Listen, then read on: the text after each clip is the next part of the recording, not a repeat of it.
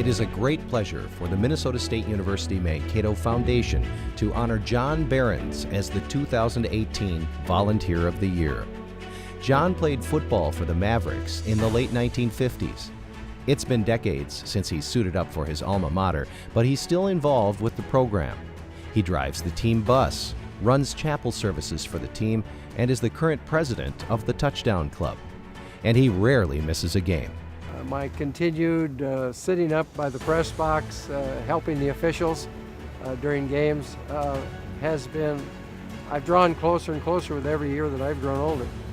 John has experienced Blakesley Stadium himself, and I think he exuberates that passion in the stands, and I still think that he wants to come down and play and be that junkyard dog that he used to be when he played football.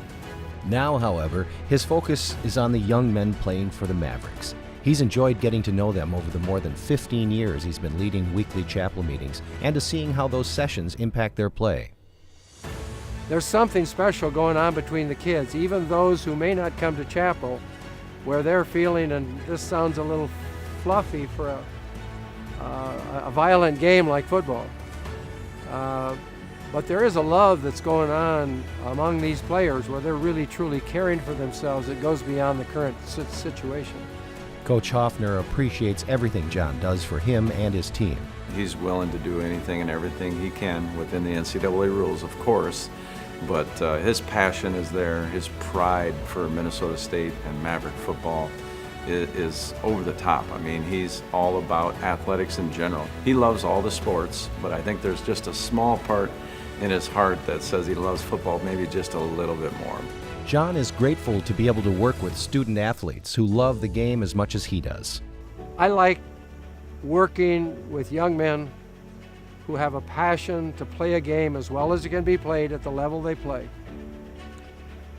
and to be a small part of that. My age, I'm 6 decades ahead of these players.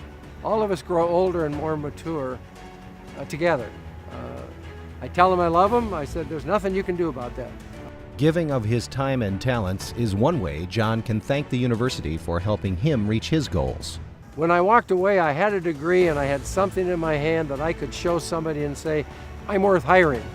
But I have a responsibility to give back to the institution, and not give back a year or 2 or 3. I need to give back the rest of my life. And in one way or another, if you come over here as a volunteer, they're going to find something for you to do. He's got a heart of gold.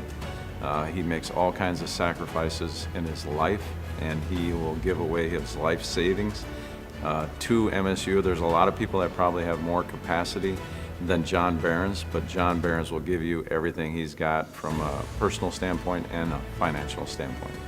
That includes a hug. At the end of chapel, they make me go stand by the door. And these kids, some of whom are big enough to have their own zip code, want a hug. And none of them leave without having a hug. And Todd's kind of picked up on that. And now I can't come into his office or leave his office without a hug.